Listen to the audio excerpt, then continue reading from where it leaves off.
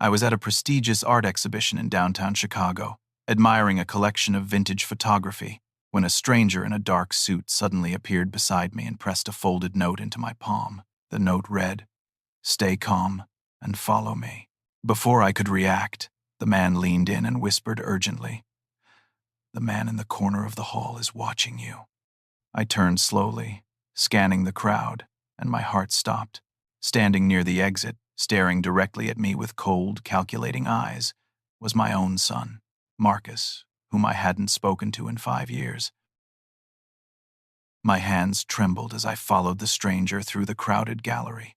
He moved with purpose, weaving between clusters of art enthusiasts until we reached a quiet alcove near the restrooms. The noise of the exhibition faded to a distant murmur.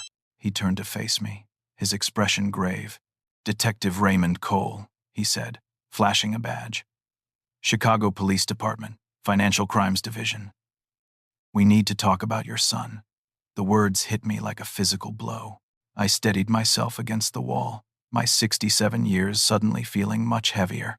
"Marcus, my only child. The boy I raised. The man I lost." "I don't understand," I managed to say. "I haven't seen Marcus in 5 years." "I know," Detective Cole replied. "That's part of why I'm here. Mr. Lindsay, your son has been following you for the past 3 days. We've been watching him watch you." The room seemed to tilt. I thought about the last time I saw Marcus, the angry words, the slammed door, the deafening silence that followed. It was right after I confronted him about Diane, the woman he insisted on marrying despite my warnings. I had done my research. Diane Thompson was involved in a multi-level marketing scheme that had bankrupted 3 families in our neighborhood. Good people who lost their retirement savings, their homes, their dignity. When I showed Marcus the evidence, the testimonials, the court documents, he accused me of being controlling, of being jealous that he had found someone. "You just can't stand to see me happy," he had shouted. Mom would have supported me, but his mother, my Patricia, was already sick by then. The cancer was spreading, and the stress of our family falling apart was killing her faster than the disease. She died 2 years ago, and Marcus didn't come to the funeral. That was when I knew I had truly lost him. Detective Cole pulled out a manila folder and opened it carefully. Inside were surveillance photographs. Marcus standing outside my bank on Michigan Avenue. Marcus sitting in a car across from my apartment building in Lincoln Park. Marcus at Joe's Coffee House, my regular morning spot, sitting 3 tables away from where I usually sat. "Your son isn't just in Chicago by coincidence," Cole said. "We believe he's surveilling you as part of a larger operation." "What operation?" The question came out as a whisper. "An identity theft ring," Cole explained. "One of the most sophisticated we've seen. They target elderly individuals, gather detailed information about their routines, their finances, their vulnerabilities. Then they strike. Retirement accounts drained, home equity lines opened and maxed out, credit cards, loans, investment accounts. By the time the victim realizes what's happening, the money is gone, moved through shell companies and offshore accounts." I felt sick. "You think Marcus would steal from me? From his own father?" Cole's expression softened slightly.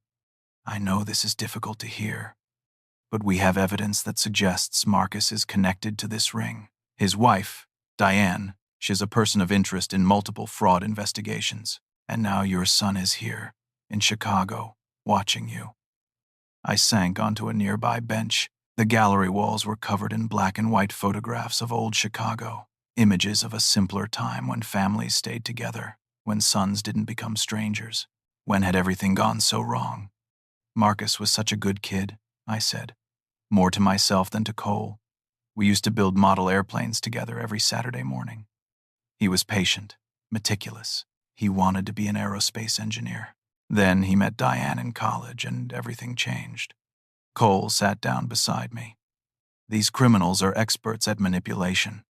It's possible Diane has influenced your son, drawn him into activities he never would have considered on his own." I looked at the photographs again. In one of them, Marcus' face was partially visible. He looked thinner than I remembered, older, with dark circles under his eyes. He was wearing an expensive suit, but it hung loosely on his frame, as if Head recently lost weight. "What do you need from me?" I asked. Cole pulled out a small device, no bigger than a button. "We need you to wear a wire. We need you to confront Marcus, get him talking. If he's planning to target you, he'll reveal himself. Well, have agents nearby. You'll be safe. And if I refuse, then we keep watching," Cole said bluntly. "But eventually your son will make his move. And when he does, you could lose everything. Your savings, your home, your financial security. We've seen victims of this ring lose hundreds of thousands of dollars. Some lose everything they spent a lifetime building." I thought about Patricia, about the small nest egg we had carefully saved over 40 years of marriage. I thought about the life insurance money that was supposed to ensure I could live comfortably in my retirement. I thought about the college fund I had set aside, hoping against hope that maybe someday Marcus would have children and I could help with their education. But more than any of that, I thought about my son, the boy who cried when his goldfish died, the teenager who volunteered at the animal shelter every weekend, the young man who held my hand at his mother's bedside and promised her he would be okay. "I'll do it," I said, "but not because I think he's a criminal. I'll do it because I need to hear the truth from him. I need to look my son in the eye and understand what happened to us." Cole nodded and began explaining the technical details. The wire would be concealed under my shirt. I would wear an earpiece so his team could communicate with me. They would set up what appeared to be an accidental encounter at a coffee shop near the exhibition. Marcus had been following me. He would likely follow me there too. As Cole fitted me with the equipment, my mind raced through memories. Marcus, first day of school, teaching him to ride a bike, his high school graduation, the day he introduced me to Diane, and the sinking feeling I had in my gut even then. Patricia squeezing my hand under the table, silently asking me to give the girl a chance. Maybe I should have tried harder with Diane. Maybe I should have welcomed her into our family instead of investigating her background. Maybe if I had, Marcus would still be in my life. Maybe Patricia would have died with her family intact. But I had seen too much. The elderly woman down the street who lost $50,000 to Diane's so-called investment opportunity. The young couple who filed for bankruptcy after following her advice. The evidence was there. I couldn't unsee it. "One more thing," Cole said, interrupting my thoughts. "When you talk to Marcus, try to get him to discuss his finances, his current living situation, his plans, anything that might give us insight into the operation." I nodded, feeling the weight of the wire against my chest. In a few hours, I would see my son for the first time in 5 years. And instead of embracing him, instead of telling him how much I'd missed him, I would be gathering evidence against him. The question that haunted me as I left the gallery was simple but devastating. Was I protecting myself, or was I betraying my son one final time? The coffee shop Cole chose was a small place on State Street, one of those independent spots that somehow survived among the chain stores. It had outdoor seating where the afternoon sun created long shadows across the sidewalk. I sat at a corner table with a newspaper I wasn't reading and coffee I couldn't taste. Cole's voice crackled in my earpiece. "We have eyes on you, Lindsay. Marcus just turned onto State from Madison. He'll be there in about 2 minutes." My heart hammered against my ribs. I forced myself to breathe slowly, to appear relaxed. Just a retired man enjoying his coffee in the autumn weather. Nothing unusual, nothing suspicious. Then I saw him. Marcus walked down the sidewalk with his hands in his pockets, his eyes scanning the street. He was definitely thinner than I remembered. The expensive suit I'd seen in the surveillance photos was the same one he wore now, charcoal gray with a subtle pinstripe, but it looked almost borrowed on his diminished frame. His dark hair, once thick and full like mine had been, at his age, was now streaked with premature gray at the temples. He spotted me. For a moment, we both froze. Then, slowly, carefully, he approached my table. "Dad," he said. His voice cracked on the word, and I saw his eyes glisten. "Marcus." I gestured to the empty chair across from me. "Sit down." He sat, and we stared at each other across a distance much wider than the small table between us. 5 years of silence. 5 years of anger and grief and stubborn pride. All of it hung in the air, unspoken. "I didn't know you were in Chicago," I said, following Cole's script. Marcus ran a hand through his hair, a nervous gesture I remembered from his childhood. "I've been here for a few days. Business. What kind of business?" He hesitated. "Just some consulting work, tech stuff. Boring, really." Through my earpiece, Cole whispered, "Push him on that. Get details." "Tech consulting," I repeated. "That's different from what you were doing in California, isn't it?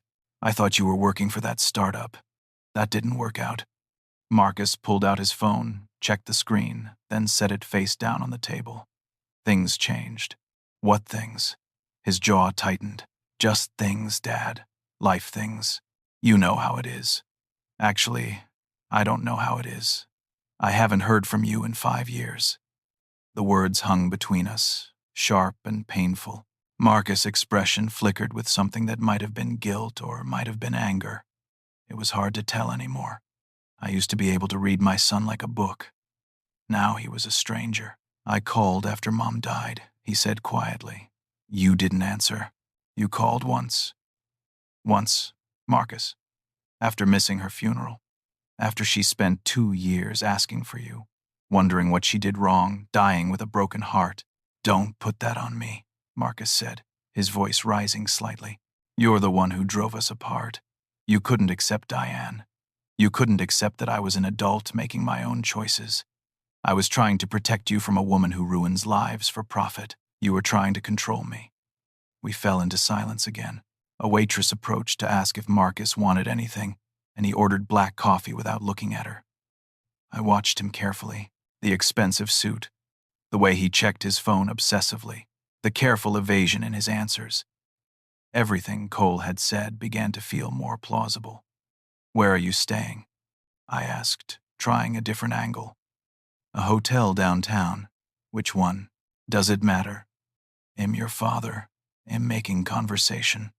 "The Kimpton," he said after a pause. "Near the river." "How long are you in town?" "Not sure yet. Depends on how the work goes." Through my earpiece, "Ask about his finances. His living situation in California." "Are you still in Los Angeles?" I asked. "Yeah, same apartment in Silver Lake." "And Diane? How is she?" Something changed in Marcus' face. A wall went up, sudden and absolute. "Fine," he said curtly. "She's fine. Still involved in that business of hers." "Dad, don't start." "I'm just asking a question." "No, you're interrogating me." Marcus stood abruptly, the metal chair scraping against concrete. "This was a mistake. I shouldn't have come over here."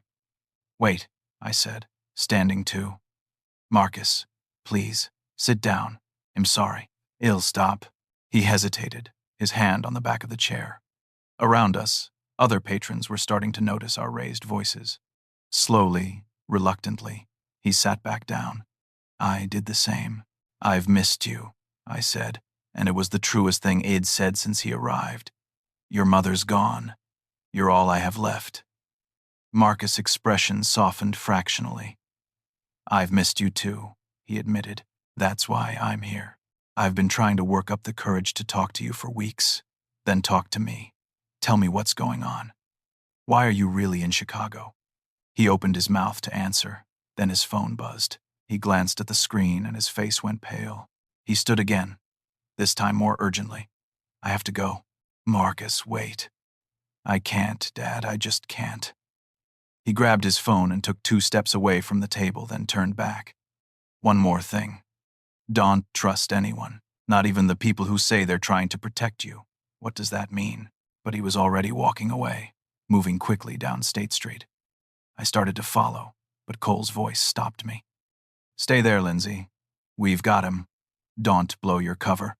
I sat back down heavily, my mind reeling. Marcus knew. Somehow, he knew about the surveillance. The way he checked his surroundings, the careful way he answered questions, that final warning. He knew he was being watched, which meant he was experienced at evading law enforcement. "Lindsay, this is Cole. We lost him." He ducked into the Red Line station and disappeared into the crowd. This guy knows what he's doing. I pulled out my earpiece and set it on the table. My coffee was cold now, forgotten. I stared at the empty chair where my son had sat, at the untouched cup of coffee the waitress had brought him. For a brief moment, Id had my son back. We'd been sitting together, talking, despite all the pain between us. And now he was gone again, vanished into the city like smoke. But his final words echoed in my mind. Don't trust anyone, not even the people who say they're trying to protect you. What did he know that I didn't? And why did I suddenly feel like I was the one being watched? Cole wanted to meet immediately at the police station, but I insisted on going home first. I needed time to think, to process what had just happened. The detective reluctantly agreed, but assigned a patrol car to follow me back to my apartment in Lincoln Park. Home was a 3-bedroom condo Patricia and I had bought 30 years ago, back when the neighborhood was still affordable. It was worth 10 times what Wed paid now, but I couldn't bring myself to sell it. Every room held memories. The kitchen where Patricia taught Marcus to make her grandmother's lasagna. The living room where Wed opened Christmas presents. The small bedroom that had been Marcus, still decorated with posters of spacecraft and astronauts, frozen in time like a shrine to a childhood that seemed impossibly distant now. I made myself a cup of tea and sat in my reading chair by the window overlooking the tree-lined street. It was getting dark. Streetlights flickered on one by one. I thought about Marcus' face, the way Head looked at me with such complicated emotion. Pain. Yes. Anger, maybe. But also something else. Fear? Don't trust anyone, Head said. My phone rang. It was Cole. Lindsay, we need you to come in. There are some things you need to see. Can't it wait until morning? This is urgent. I'll send a car for you. 30 minutes later, I was sitting in a conference room at the district station on South State Street. Cole spread files across the table like he was dealing cards.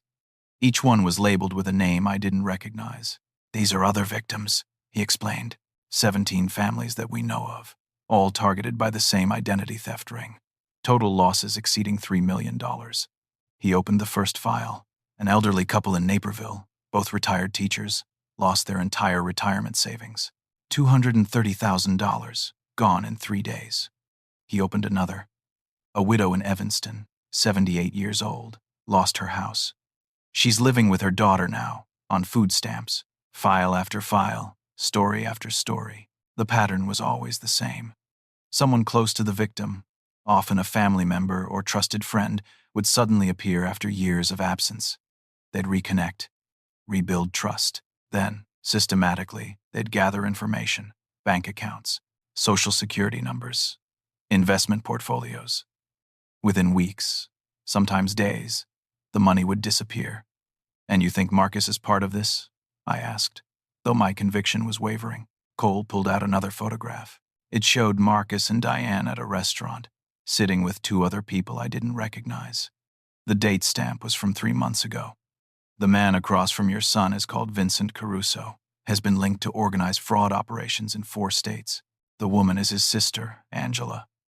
She specializes in identity manipulation, creating false documents, that kind of thing.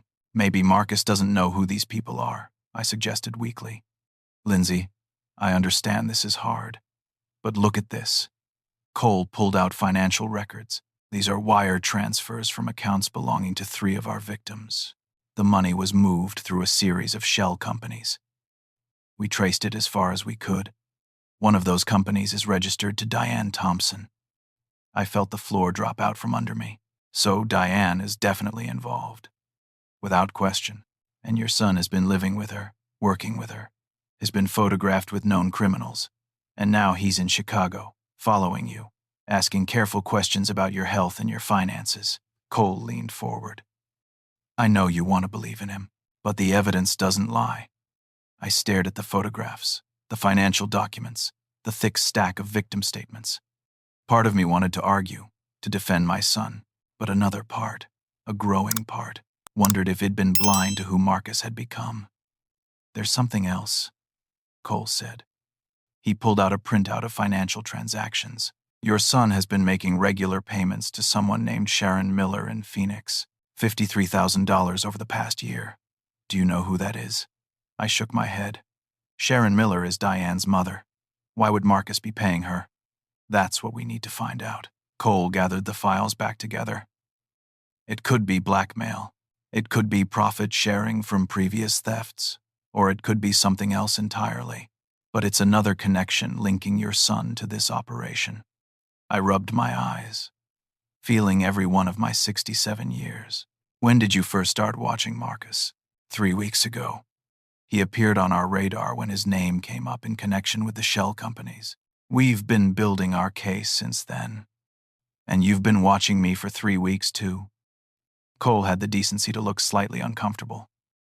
We had to make sure you weren't involved. Some of these operations, the victims are actually complicit. They help stage the theft for insurance purposes or to hide assets in a divorce. I'm a retired high school English teacher, I said flatly. My wife died of cancer 2 years ago. I live alone, and my biggest excitement is the Thursday crossword puzzle. Do I really seem like a criminal mastermind to you? No, Cole admitted. You don't. That's why I approached you today. We believe you're the next target, and we believe you're innocent. But we need your help to catch them. What do you want me to do? Keep communication open with Marcus. He reached out to you today. That's a start. Next time he contacts you, we need you to agree to meet him again. Somewhere private, where hell feels safe talking. We need him to reveal the plan. And if he won't talk to me, then we wait for him to make his move and catch him in the act. But that's riskier. If something goes wrong, if he manages to access your accounts before we can stop him, the damage might be irreversible. I thought about the elderly couple in Naperville, the widow in Evanston, all the other victims whose lives had been destroyed. I thought about Patricia, about the promise I made at her deathbed to take care of myself, to not let anger or pride ruin me. But I also thought about Marcus as a child, the way he used to hold my hand when we crossed the street, the way he'd come to me with his problems, trusting that I would always help him find a solution. That boy wouldn't have become a criminal. That boy wouldn't have targeted his own father, would he? It'll help, I told Cole, but I want something in return. Name it. If Marcus is innocent, if there's any explanation for all of this that doesn't make him a thief, I want you to help me find it. I want your word that you're looking for the truth, not just building a case. Cole met my eyes. You have my word, he said. But Lindsay, you need to prepare yourself for the possibility that your son isn't who you remember. People change, and not always for the better. I left the station just after midnight. The city was quieter now, though Chicago never truly sleeps. I took a cab home, watching the familiar streets pass by my window. Somewhere out there, Marcus was awake too. Maybe in his hotel room near the river, maybe somewhere else entirely. Was he planning how to rob me? Or was he, as he claimed, trying to reconnect? When I got home, I found an envelope slipped under my door. No stamp, no return address. Just my name, written in handwriting I didn't recognize. Inside was a single sheet of paper with an email address and a message. Your son is trying to protect you, not hurt you. Meet me at Millennium Park tomorrow at noon. Come alone. Attached to the paper with a paperclip was a photograph. I held it up to the light and felt my blood run cold. It showed Detective Raymond Cole shaking hands with Diane at an upscale restaurant. Both were smiling. The timestamp in the corner indicated the photo had been taken 3 weeks ago, right around the time Cole said Head started investigating Marcus. My hands shook as I stared at the image. Cole had claimed Diane was a suspect, but here he was, meeting with her socially weeks before he ever approached me. What did that mean? I thought about Marcus' warning again. Don't trust anyone, not even the people who say they're trying to protect you. He hadn't been talking about Diane. Had been talking about Cole. I sat on my couch, the photograph in one hand and my phone in the other. I should call Cole, tell him about the envelope. That's what an innocent person would do. But something stopped me, a growing suspicion that nothing about this situation was what it seemed. Instead, I called Gerald Burke, an old friend from my teaching days who'd retired from the Chicago Police Department and now worked as a private investigator. If anyone could help me figure out what was really going on, it was Gerald. He answered on the third ring, his voice groggy with sleep. "Lindsay? It's 1 in the morning. What's wrong?" "I need your help," I said. "And I need you to keep it quiet. No official reports, no contacting the police, just you and me." There was a pause. "You're scaring me. What's this about?" "My son," I said, "and I think a detective from financial crimes might be trying to set him up." Gerald was silent for a long moment. "Come to my office first thing in the morning. 7 a.m. Don't tell anyone where you're going." "I won't." "And Lindsay, whatever's going on, well, figure it out. That's what friends do." I hung up and sat in the dark, holding the photograph of Cole and Diane. Tomorrow, I would meet Gerald. Tomorrow, I would go to Millennium Park and find out who sent me this envelope. Tomorrow, I would start looking for the truth. But tonight, alone in the apartment where Id raised my son, I allowed myself to hope. Hope that Marcus wasn't a criminal. Hope that the boy Id loved was still in there somewhere. Hope that maybe, just maybe, he was trying to protect me after all. Gerald's office was in a strip mall in Bridgeport, sandwiched between a nail salon and a tax preparation service. I arrived at 6:45, carrying 2 cups of coffee from the Dunkin' Donuts down the street. Gerald was already there, reviewing something on his computer screen. He looked up when I entered, and the concern on his weathered face deepened. "Lindsay, you look like you haven't slept in a week." "Couldn't sleep," I admitted, handing him one of the coffees. "Too much on my mind." I showed him everything. The photograph of Cole and Diane, the anonymous note. I told him about Marcus following me, about Detective Cole's investigation, about the wire and the coffee shop confrontation. Gerald listened without interrupting, occasionally making notes on a yellow legal pad. When I finished, he leaned back in his chair and whistled low. "This is complicated. You're caught between your son and a police detective, and you don't know which one to trust. That's about the size of it. Okay, let me do some digging." Gerald turned to his computer. "I still have access to some databases from my time on the force. Let me see what I can find about this Detective Cole, and about your daughter-in-law, ex-daughter-in-law," I corrected. "Or soon-to-be ex. Anyway." Gerald's eyebrows shot up. "They're divorcing?" "I don't know. Marcus hasn't told me anything. It's just a feeling." "Let's check." Gerald's fingers flew across the keyboard. After a few minutes, he sat back. "Well, your feeling was right. Diane Thompson filed for divorce from Marcus Thompson 8 months ago in Los Angeles County. Final hearing is scheduled for next month." 8 months ago? Why wouldn't Marcus have told me? Maybe he was ashamed. Maybe he was trying to handle it alone. Gerald kept searching. "Here is something interesting. Marcus has been working 2 jobs in California, one at a cybersecurity firm called Sentinel Tech Solutions, the other as a night security guard at a warehouse complex in Inglewood. Not exactly the profile of someone running a sophisticated theft ring, unless it's a cover," I said, though I was starting to feel a flicker of hope. Gerald opened another window.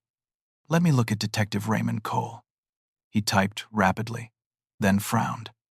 "That's odd." "What?" "Cole has only been with financial crimes for 6 months. Before that, he was with organized crime.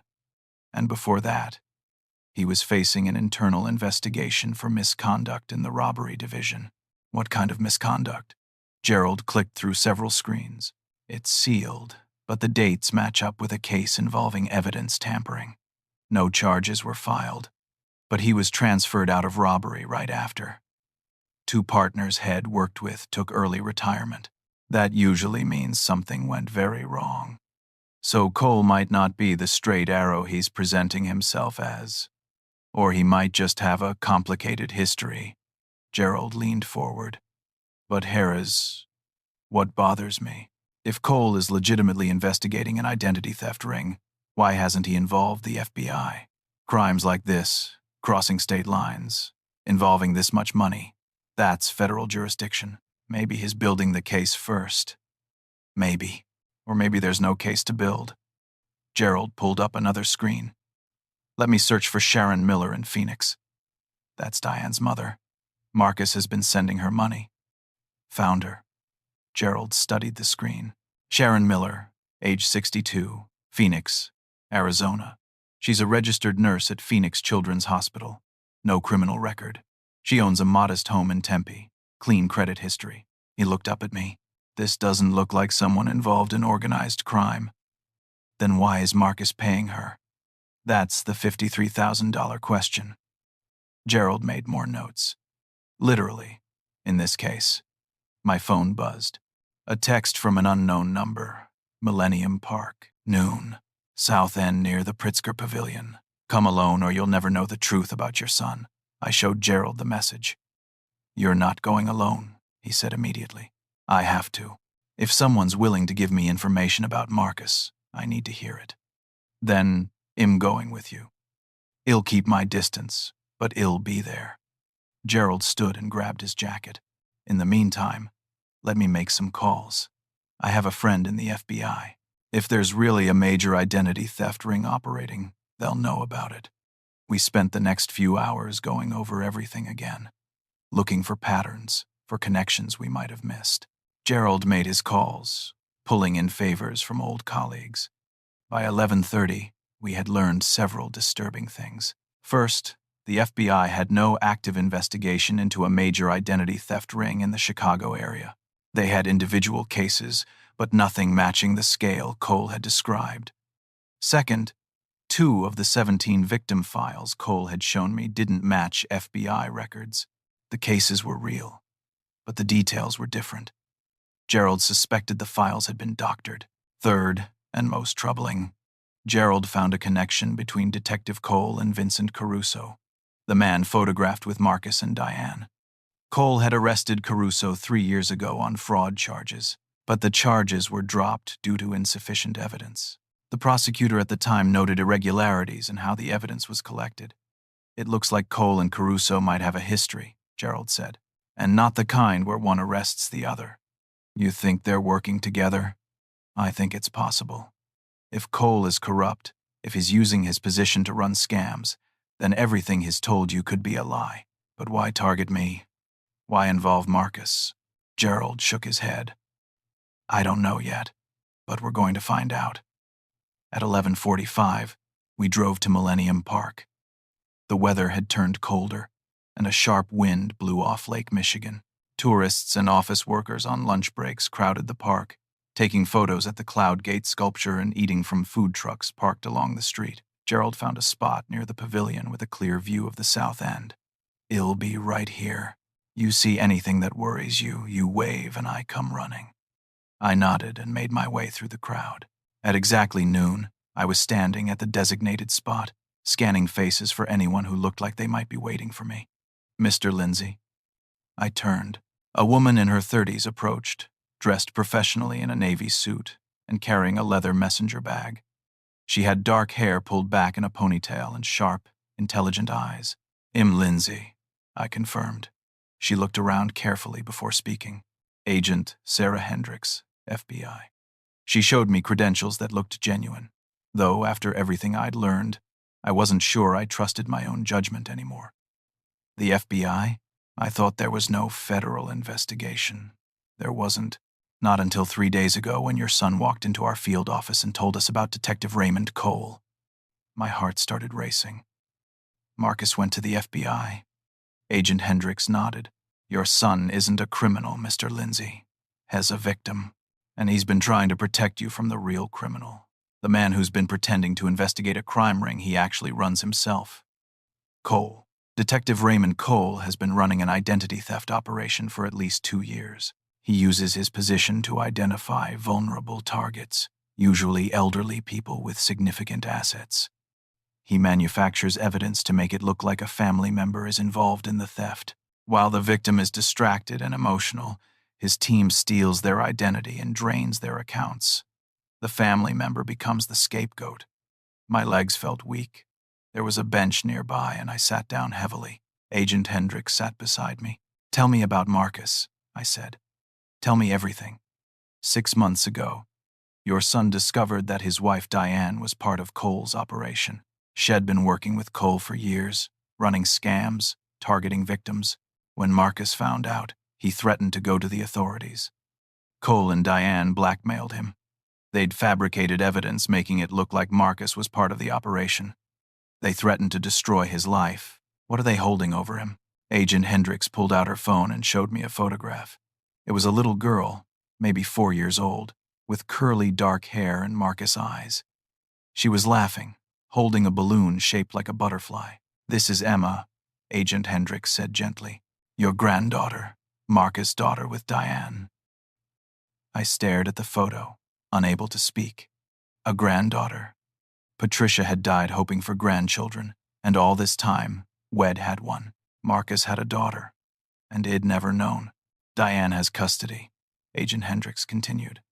"As part of the divorce, she's gotten temporary custody while the case is in court. She's been using Emma as leverage. If Marcus doesn't cooperate, if he warns you or goes to the authorities, Diane will disappear with Emma. Cole has the resources to help her vanish completely. Your son would never see his daughter again." The pieces fell into place. The payments to Sharon Miller, Diane's mother. Marcus must have been trying to keep her on his side, hoping she'd help him maintain contact with his granddaughter. "That's why he's been following you," the agent said. "Has been trying to protect you from Cole without alerting Cole that he's protecting you. It's been an impossible situation. Why didn't he just tell me? Because Cole told him you'd been recruited to help catch him. Cole convinced Marcus that you were cooperating with the investigation willingly, that you believed Marcus was a criminal. Your son thought if he approached you directly, you'd report back to Cole." I put my head in my hands. All this time, Marcus had been trying to protect me, and had been gathering evidence against him. Agent Hendricks put a hand on my shoulder. "It's not your fault. Cole is an expert manipulator, has done this before. But your son came to us 3 days ago. He gave us everything: names, dates, account numbers, evidence of Cole's other thefts. We've been building a case, but we need more. What do you need from me? Cole is planning to make his move tonight. Hess going to use the recording from your coffee shop meeting to convince a judge that Marcus is dangerous. He'll get a warrant to access your accounts for protection. Once he has access, he'll drain everything. We need you to help us catch him in the act." "How?" "Let him think his plan is working. Agree to transfer your assets to an account he provides. We'll trace the transfer and catch his entire network in the process. And Marcus, Emma, already in protective custody. We moved them to a safe location this morning. Diane doesn't know yet. She thinks Marcus is still in Chicago, still following you." I looked at the photograph of my granddaughter again. Emma, named after Patricia's mother. Marcus had kept our family's traditions alive even when we were apart. "What do I need to do?" I asked. Agent Hendricks and I spent the next hour going over the plan. I would return home and wait for Cole to contact me, which she assured me would happen soon.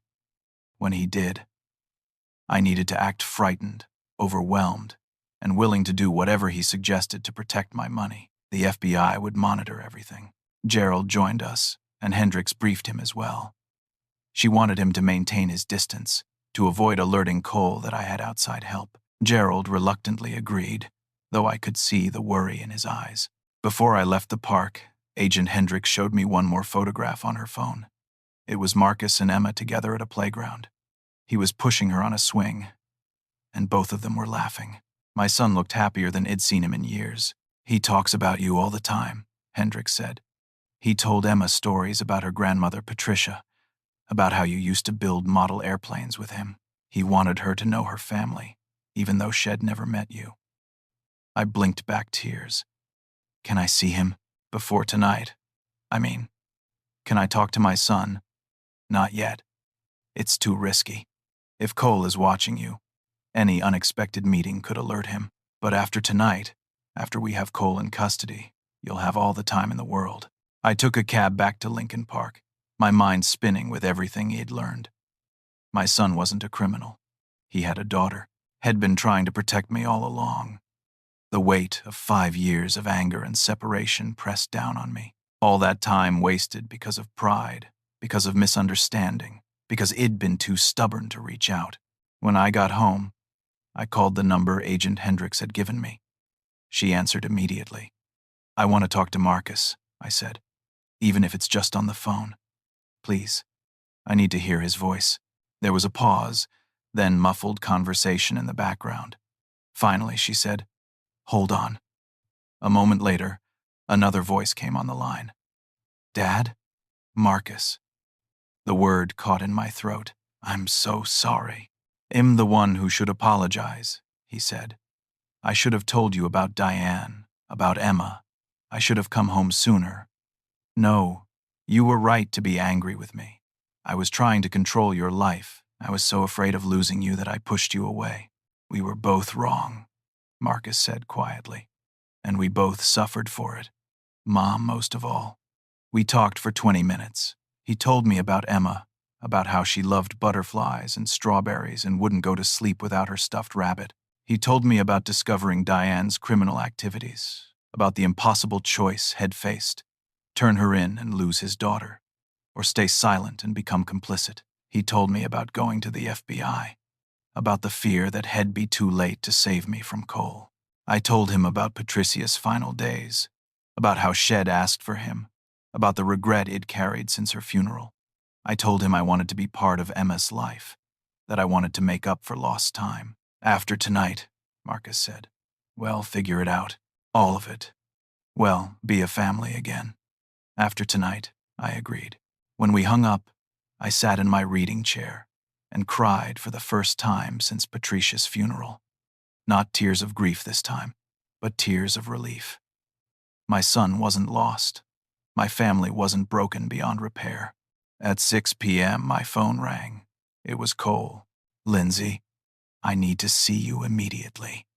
Marcus made contact with Diane. "They're planning to move against you tonight." "What?" I tried to sound panicked. "What do you mean?" "They're going to try to access your accounts electronically. I have a judge standing by to issue an emergency protective order. We can freeze your assets, keep them safe, but we need to move fast. Can you meet me at my office in 30 minutes? "He'll be there," I said, letting my voice shake. "Good. And Lindsay, don't tell anyone about this. Not your friends, not your neighbors. These people have eyes everywhere." I understood the real meaning. Cole wanted to make sure I was isolated, that no one would question what happened next. I called Agent Hendricks and told her Cole had made contact. She confirmed that her team was ready. They'd given me a new wire, more sophisticated than the one Cole had provided. This one had both audio and video capability, hidden in a button on my shirt. "Remember," Hendricks said, "let him walk you through everything. We need him to explicitly state what he's doing and why. The clearer the evidence, the stronger our case." At 6:25, I took another cab to Cole's office in the district station. My hands were steady now. I knew what I had to do. Cole met me at the entrance and led me to a small office on the 3rd floor. The building was quiet. Most of the day shift had gone home. He closed the door and gestured for me to sit. The paperwork was already spread out on his desk. Account transfer forms, power of attorney documents, notarized affidavits. Everything looked official and legitimate. "Here is what we're going to do," Cole explained. "We're going to transfer your assets into a secure trust account that I control. It's only temporary, just until we catch Marcus and Diane. Once they're arrested and the threat is neutralized, everything goes back to your name." I picked up one of the forms, pretending to read it carefully. "This seems like a lot of access you're asking for." "It's for your protection," Cole said smoothly. "These thieves are sophisticated. They can access your accounts if they have even basic information. This way, they hit a wall, the money is safe, and we use it as bait to draw them out. What if something happens to you?" "Nothing will happen to me." Cole smiled, but there was something cold in his expression. "I've been doing this for a long time, Lindsay. Trust me." Through the wire, I knew Agent Hendricks and her team were listening to every word. I needed Cole to be more explicit. "I'm just worried," I said. "What if Marcus really is planning something? What if he gets to the money before you can stop him?" "He won't." Cole leaned forward. "Look, I'll be honest with you. Your son is in deeper than I initially thought. We've traced some of the stolen funds back to accounts he controls. He's not just helping Diane, he's running part of the operation himself." I let shock register on my face.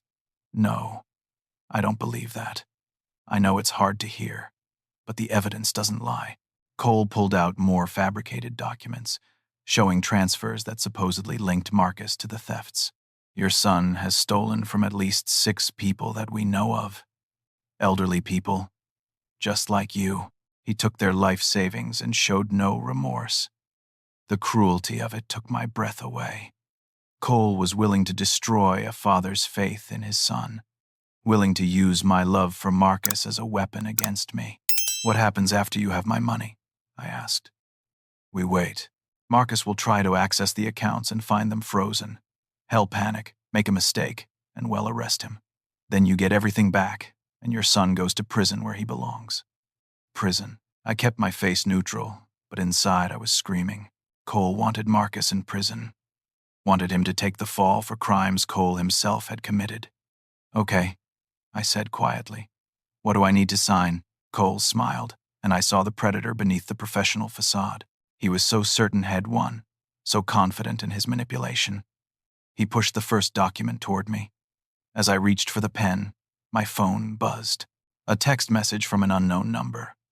I glanced at it and my blood froze. The message contained a single photo. Marcus and Emma together, taken just hours ago according to the timestamp. Emma was holding her stuffed rabbit, and below the image a message. Cooperate tonight, or you'll never see either of them again.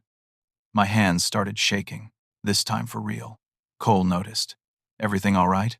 I showed him the text, and his expression darkened. He took my phone and looked at the photo, then at me. This changes things, he said. They know you're here. They're threatening you. Who sent this? Cole's jaw tightened. Diane, probably. Or one of their associates. He handed my phone back. We need to move faster. Sign the papers now, Lindsay. Well, get your son and granddaughter to safety, but we need to secure your assets first. Something in his tone was wrong. The way Head said granddaughter like he already knew about Emma, even though Id never mentioned her. The slight smile that played at the corners of his mouth. He sent the text himself, or had someone on his team send it.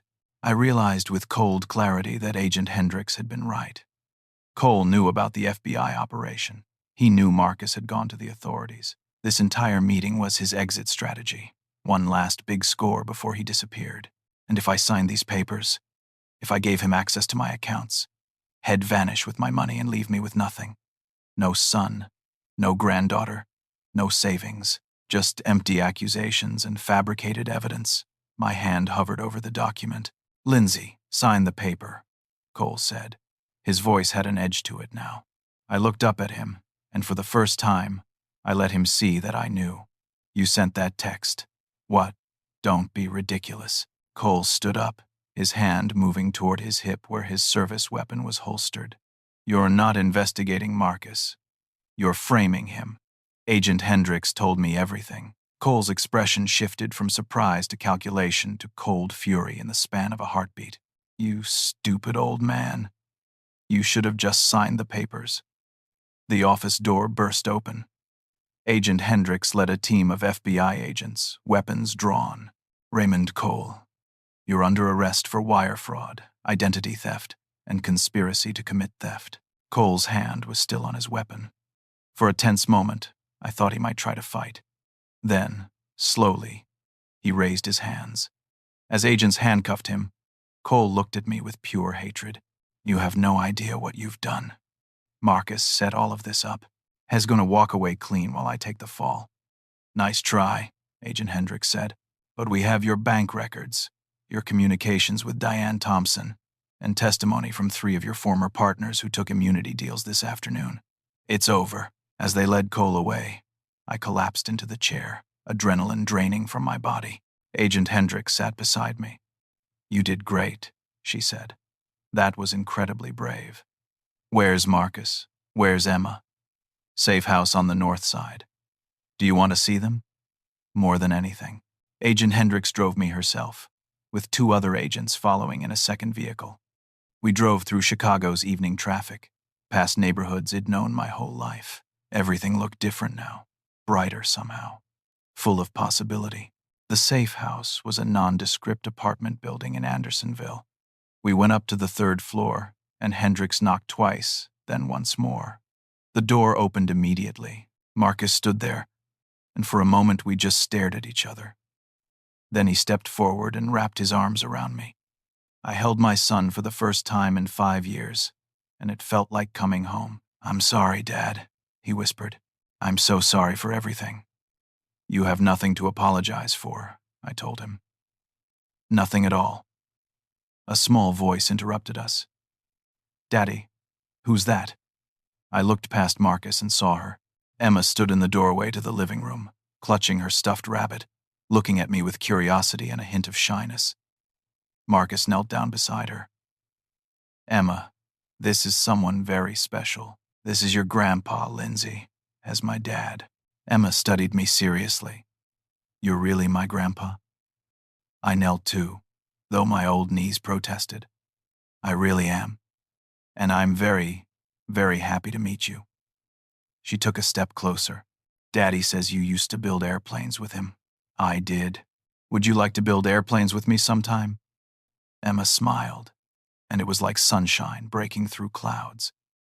"Can we build a pink one?" "We can build any color you want." She launched herself at me then, wrapping her small arms around my neck. I held my granddaughter and felt tears streaming down my face. Patricia should have been here for this. She would have loved Emma so much. The next few hours were a blur of FBI debriefings and paperwork. But through it all, Emma stayed close to me. She showed me her drawings, told me about her preschool, asked me questions about her grandmother. Marcus watched us with an expression of profound relief and gratitude. Agent Hendricks pulled me aside while Emma was showing Marcus a dance she'd learned. "We arrested Diane 2 hours ago," she said. "She was trying to board a private plane to Mexico. We also picked up 3 other members of Cole's network: Vincent Caruso, his sister Angela, and a banker named Robert Chen who was helping them move the money." "What about the victims? Will they get their money back?" "We've already started the recovery process. We traced about $2.7 million through Cole's accounts. It'll take time to return everything to the right people, but most of them should recover at least part of what they lost." "And Marcus? What happens to him?" "Nothing. As a victim and a witness, not a criminal. The fabricated evidence Cole created won't hold up now that we have the truth. Your son is free." I felt a weight he'd been carrying for days finally lift. "What about Emma? Custody? That'll be decided by family court. But given Diane's arrest and the circumstances, Marcus should have no problem getting full custody, especially since he has family support now." Hendricks smiled at me. "I think things are going to work out for all of you." That night, we stayed in the safe house. The FBI wanted to keep us together until they'd rounded up everyone in Cole's network. Marcus and I talked late into the night while Emma slept in the bedroom. He told me everything. Meeting Diane in college, slowly realizing she wasn't who she pretended to be, the guilt and fear when he discovered what she was doing. He told me about Emma's birth, how becoming a father had changed him, made him want to be better. I told him about Patricia's final months, about sitting with her in the hospital while she slipped away. I told him how Shed made me promise to forgive him, to find a way back to him. "She knew I'd need you," I said. "She knew I couldn't do this alone." "You're not alone anymore," Marcus promised. "We're family. We're going to stay family." The next morning, Agent Hendricks returned with good news. They'd caught the last member of Cole's crew attempting to flee to Canada. The entire operation was shut down. We were free to go home. But as we prepared to leave, a uniformed officer approached Hendricks and whispered something urgently. Her expression changed, became concerned. "What is it?" I asked. "There's been a complication," she said. "Marcus, I need you to come with us right now." "Why? What happened?" "It's about Emma." Diane made a call from county lockup. She contacted someone we didn't know about. "They're at the hospital." "The hospital?" Marcus went pale. "What hospital?" Marcus had been shot. "No, not Marcus the father. The other Marcus." "Wait, that didn't make sense." I was confused until Agent Hendricks explained quickly as we rushed to the cars. Diane had a partner we didn't know about, someone who'd been following our movements. When he realized the operation was compromised, had gone after the one thing he thought could still give him leverage. Marcus and Emma. But Marcus and Emma were at the safe house. Except they weren't. Not the whole time. Marcus had insisted on taking Emma to see a doctor that morning, worried about stress affecting her. Had taken 2 FBI agents with him for protection. There'd been a confrontation in the hospital parking garage. Shots were fired. One of the FBI agents was injured. Marcus had been hit trying to protect Emma. We raced through Chicago streets, sirens blaring. I sat in the back seat, my heart pounding, praying to Patricia, to God, to anyone who would listen. Not now. Not when we'd just found each other again. At Northwestern Memorial Hospital, we ran through corridors until we reached the surgical floor. An agent met us, and the relief on his face told me the most important thing before he even spoke. Emma's fine. Not a scratch on her. She's with a nurse right now. And Marcus? He took a bullet to the shoulder, went through clean, missed all the vital structures. Hez going to be fine. Doctor said he was lucky. Lucky. I almost laughed. After everything my son had been through, after all the pain and fear and impossible choices, had been shot. But he was alive. Emma was safe, and the man who shot him was in custody, facing attempted murder charges on top of everything else. They let me see Marcus after he came out of surgery. He was groggy from anesthesia, his shoulder bandaged, but when he saw me, his eyes cleared. Emma, he tried to sit up. She's fine, I assured him. Not hurt at all. You protected her, Marcus. You saved your daughter. He relaxed back against the pillows. I couldn't let him hurt her, Dad. I couldn't let anything happen to her. I know. I took his hand. You did good, son. You did real good. Agent Hendricks appeared in the doorway. The man who shot Marcus was Diane's brother, someone they'd kept completely off the radar. Had been living under an assumed name in Milwaukee. But it's over now. Everyone involved in Cole's operation is in custody. All of them? Every single one. The next 6 months changed everything. Detective Raymond Cole pleaded guilty to 17 counts of wire fraud, identity theft, and theft by deception. He was sentenced to 25 years in federal prison. Diane Thompson took a plea deal and got 15 years. Her brother got 20 for attempted murder on top of his fraud charges. The others in the network received sentences ranging from 5 to 12 years. More importantly, the victims started getting their money back. The elderly couple in Naperville recovered all but $30,000 of their savings. The widow in Evanston got her house back. One by one, families that Cole had destroyed began to rebuild their lives. Marcus recovered fully from his gunshot wound. The custody hearing was brief. Given Diane's criminal conviction and incarceration, Marcus was granted full legal and physical custody of Emma. We celebrated that night with ice cream and a viewing of Emma's favorite movie, which he'd never heard of but watched 3 times in the following weeks because she loved it so much. They moved into my condo in Lincoln Park. It wasn't a permanent solution. The place was too small for all of us long term, but it gave us time to be together, to learn how to be a family again. Marcus found a job at a cybersecurity firm downtown. His experience with Cole's operation made him valuable. He understood how these criminals thought, how they operated.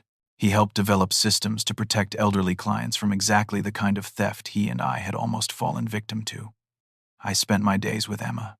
I taught her to build model airplanes, just like I did taught Marcus. We started with simple gliders and worked our way up to more complex designs. She didn't always have the patience for the detailed work, but she loved the moment when we'd take our creations to the park and launch them into the sky. On weekends, all 3 of us would visit Patricia's grave. Marcus had added Emma's name to the headstone beneath Patricia's. Beloved wife, mother, and grandmother. We'd tell Patricia about our week, about Emma's accomplishments in preschool, about Marcus' work, about the airplanes we'd built. I liked to think she could hear us, that somewhere she was smiling, knowing her family had found its way back together. Gerald became a regular fixture in our lives, too. Had been there through the worst of it, and we weren't about to let him disappear now. Emma called him Uncle Gerald and made him build airplanes with us. He pretended to complain, but I saw how much he loved it. One Saturday in early spring, almost exactly 6 months after that day at the art exhibition, we had a small party at the condo. It was Emma's 5th birthday. The apartment was too small for everyone we'd invited, but somehow we made it work. Gerald was there, of course. Agent Hendricks came with her wife and their son. A few families whose money had been recovered sent cards and gifts, grateful to Marcus for his role in bringing Cole down. I watched Marcus push Emma on a swing wed set up in the small shared courtyard behind the building. Her laughter filled the air, pure and joyful. She was wearing a pink dress shed picked out herself, and her hair was decorated with butterfly clips that Patricia would have loved. "You did good," Gerald said, standing beside me with a piece of birthday cake. "Both of you. You fought for each other. That's not nothing." "We got lucky," I said. "Luck had nothing to do with it. You made a choice to trust your son when everyone was telling you not to. Marcus made a choice to protect you when it would have been easier to run. Those were brave choices. They're what saved both of you." I thought about that, about all the moments when things could have gone differently. If I'd signed Cole's papers before the FBI arrived, if Marcus hadn't gone to the FBI when he did, if I'd let pride and anger keep us apart for another 5 years, another 10, if Patricia hadn't made me promise to forgive. "Sometimes the people trying to hurt us aren't who we expect," I said. "And sometimes the people we've given up on are actually fighting for us in ways we can't see." Gerald nodded. "That's wisdom. Right there. You should write that down." Later that evening, after everyone had gone home and Emma had finally fallen asleep clutching her new stuffed butterfly, Marcus and I sat in the living room. The apartment was a mess of wrapping paper and cake plates, but neither of us cared. "Dad," Marcus said suddenly, "I need to tell you something." I braced myself. Old habits dying hard. He smiled, reading my expression. "It's good news. I found us a house. 3 bedrooms, in Oak Park, big backyard for Emma, close to good schools, and there's a workshop in the basement where we can build airplanes without getting glue all over your kitchen table." "Marcus, that's wonderful." "When?" "I put in an offer last week. It was accepted this morning. We can move in next month." He paused.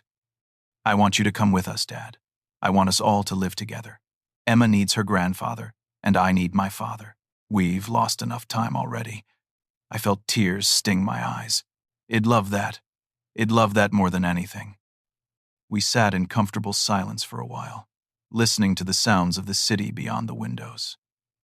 Then Marcus spoke again, his voice soft. "Mom would have liked this, wouldn't she? All of us together. Emma, knowing her family. She would have loved it," I said. "She never stopped believing we'd find our way back to each other. Even at the end, she had faith.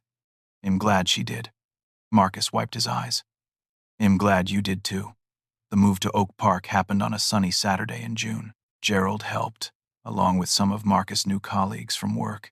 Emma supervised from her designated spot on the front porch, offering suggestions that mostly involved where to put her toys. The workshop in the basement became our sanctuary. Marcus and I would go down there in the evenings, after Emma was asleep, and work on increasingly complex model airplanes. We talked while we worked, making up for 5 years of silence. He told me about the life He'd built and lost in California, about the mistakes He'd made, about how becoming a father had changed him. I told him about the lonely years after Patricia died, about how grief had nearly broken me, about learning to hope again. One night, as we were putting the finishing touches on a scale model of a B-17 bomber, Marcus looked up at me. "Dad, do you ever regret it? Warning me about Diane. I mean, if you hadn't, maybe Mom would have died with all of us together. Maybe we would have had those extra years." I thought carefully before answering. "You'll always regret that your mother died without seeing you again. You'll always carry that pain. But I don't regret trying to protect you, even if I did it badly. That's what parents do. We try to protect our children, even when they don't want to be protected, even when we make mistakes doing it, even when it costs us everything. Even then." I set down my paintbrush. "But I learned something through all of this, Marcus. Sometimes protecting someone means trusting them to make their own mistakes. If I could go back, I wouldn't change warning you about Diane, but it'd change how I did it. It'd trust you more. It'd listen more. It'd remember that you were a grown man, capable of making your own choices, even if they were choices I disagreed with. Marcus nodded slowly, and I learned that pride isn't worth more than family. I should have come home sooner. I should have brought Emma to meet you and Mom. I let my anger keep me away, and Mom paid the price for that. We both made mistakes, I said. We both have regrets, but we also both fought our way back to each other. That counts for something. It counts for everything, Marcus agreed. On Emma's first day of kindergarten that fall, all three of us walked her to the school bus stop. She was brave until the bus actually arrived. Then she grabbed Marcus' hand. "What if the other kids don't like me?" she asked in a small voice. Marcus knelt down. "Then they're missing out on knowing an amazing person. But I think they're going to love you, Emma. Just be yourself. What if I miss you? Then you think about how well I'll be right here when you get home. Grandpa and I will probably be in the workshop building another airplane. Maybe a purple one this time. Just for you." Emma looked at me. "Will you really?" "I promise." She hugged us both, then squared her small shoulders and got on the bus. We waved until it turned the corner, then Marcus put his arm around my shoulders. "When did she get so grown up?" he asked. "When we weren't looking," I said. They do that. We walked home together, father and son, through the tree-lined streets of Oak Park. Neighbors waved. A dog barked. Someone was mowing their lawn. All the ordinary sounds of an ordinary September morning. But to me, it was extraordinary. This was what Wed fought for. This simple, beautiful, everyday life together. That afternoon, while we waited for Emma's bus to bring her home, Marcus and I sat on the front porch with lemonade. He told me about a promotion he'd been offered at work. I told him about a book group I'd joined at the local library. We talked about getting a dog. Emma had been asking for months. The bus rounded the corner right on schedule. Emma burst off it, her backpack bouncing, her face glowing with excitement. She ran up the walk and launched herself at me. "Grandpa, I made a friend. Her name is Sarah, and she likes butterflies too, and the teacher let me sit at the purple table and we had pizza for lunch and I learned how to write the letter E." She chattered without pause all the way into the house, Marcus and I following behind her, listening to every word. This was parenthood, I thought. This was family. Not the Instagram perfect version with matching outfits and professional photographs, but the real version. Messy and complicated and sometimes painful, but always worth fighting for. That night, after Emma was asleep and Marcus had gone to his room to read, I sat in my favorite chair by the window. I thought about everything that had brought us to this moment. The exhibition, the stranger with the note, the confrontation with Cole, the hospital, the slow rebuilding of trust and love. I thought about Patricia, about the promise I'd made to her. I'd kept it. It'd found my way back to Marcus. We'd found our way back to each other. And I thought about the lesson in all of it, the thing I'd learned that I wished I could tell everyone who was struggling with a broken family, with estranged children, with relationships damaged by pride and anger and misunderstanding. Trust, once broken, can be rebuilt. But it requires courage. It requires both people to be willing to be vulnerable, to admit mistakes, to forgive and ask for forgiveness. It requires fighting not just for yourself, but for the relationship, for the possibility of something better. Family isn't perfect. It's messy and complicated, and sometimes it falls apart. But if you're brave enough to fight for it, if you're willing to walk through pain toward love, you might discover that what's broken can be made even stronger than it was before. The greatest gift isn't protection from pain. It's the courage to walk through pain toward something worth having on the other side. I stood and walked to Emma's room. She was sleeping peacefully, her stuffed rabbit tucked under one arm, a new stuffed butterfly under the other. I adjusted her blanket and kissed her forehead. "What would it take for you to be the first one to say, 'I'm sorry,' or 'I miss you,' or 'Can we try again?'